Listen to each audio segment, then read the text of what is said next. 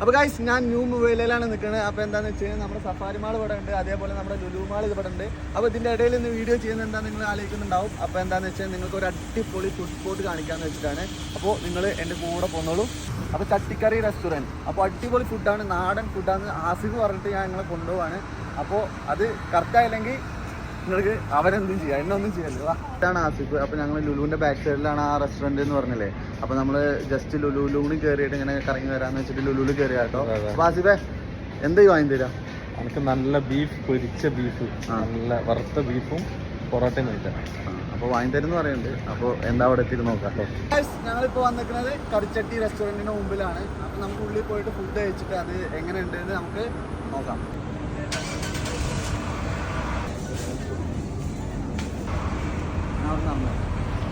അപ്പോൾ ഞങ്ങൾ ഓർഡർ ചെയ്തിരിക്കുന്നത് പൊറാട്ടയും അതേപോലെ ചട്ടിക്കറി.